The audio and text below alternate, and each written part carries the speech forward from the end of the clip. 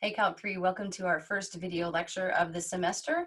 This is what they're going to look like, me, the world map on the wall, and sometimes Pikachu. He's a bit of a fixture in this room, so he'll be along for the ride with us a lot of the semester. In these videos, I want to encourage you to go against your instincts to just sort of let the math happen in front of you. It's scientifically proven that what your hand writes, your brain tends to remember. So the best way you can start studying for this class is just to take good notes on the videos and also in our Zoom class. All right, so today we're going to start talking about conic sections. I have a GeoGebra applet here that I'm showing on the screen, and I have the link to this posted on Moodle, so you can play along with this as well if you'd like.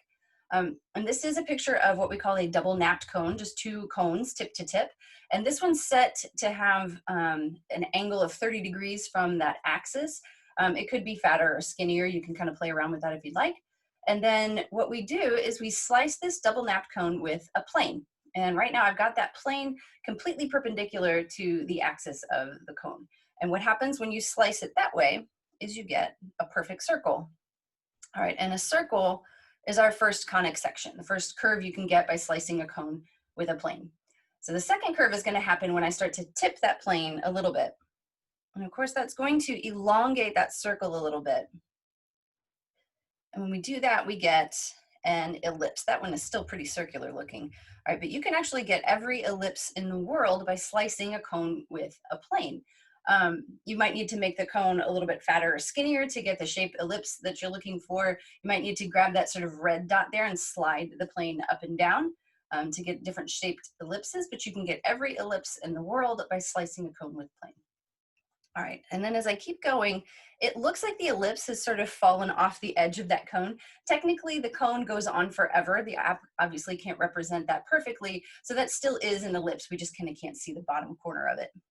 All right, our third conic section is going to happen when I match the angle of the plane to the angle of the cone. So right when this hits 30 degrees, my curve is going to turn red, and our third conic section is a regular old parabola, and that's the same parabola you learned about in algebra. It also happens to be a conic section. So every parabola in the world, fat, skinny, whatever kind of parabola you're thinking of, you can create by slicing the appropriate cone with a plane at the right spot. All right, so that's our third conic section. Our fourth one happens when I change this angle a little bit higher, and the top of that plane starts to knock into the top half of the double napped cone. So when the curve turns white, right now you can't see where it's knocking into the top half because again, this cone goes on forever. So it's definitely up there.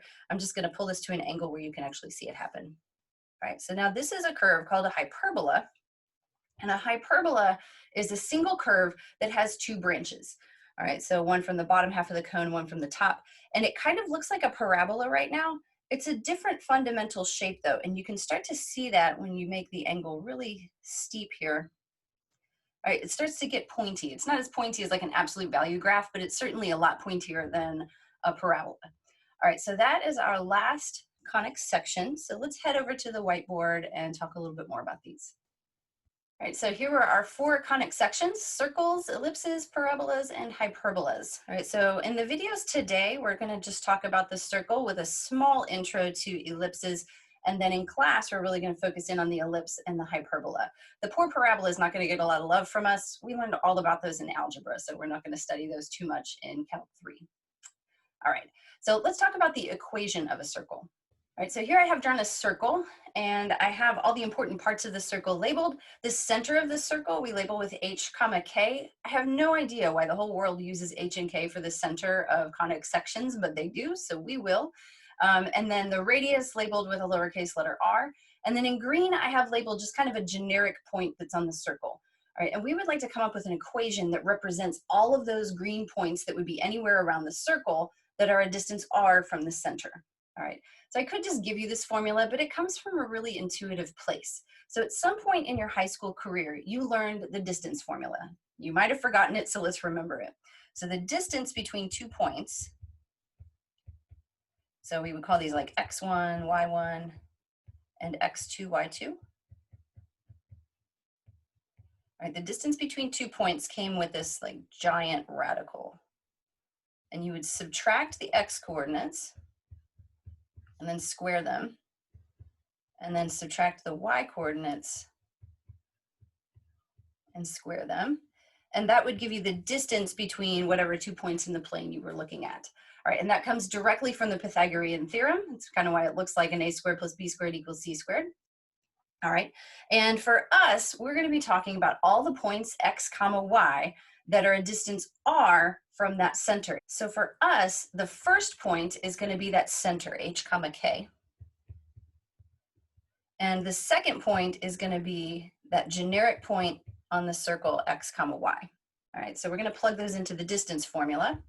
So this distance formula becomes, let's see, x2 is just whatever our generic x coordinate is, minus x1 we said was the x coordinate of the center squared.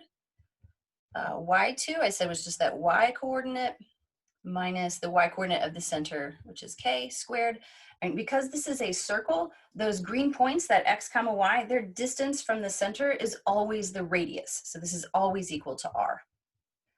All right, and this is a perfectly good equation of a circle. It's a little ugly with that square root, so we're just going to square both sides of that equation so that we get x minus h squared plus y minus k squared equals r squared. And that's the equation of a circle. When we actually use this formula, we're going to be plugging in values for h and k, the center, and plugging in a value for r. The x and the y will stay in the equation to describe the circle. All right, so we'll get some practice with this equation in the next video.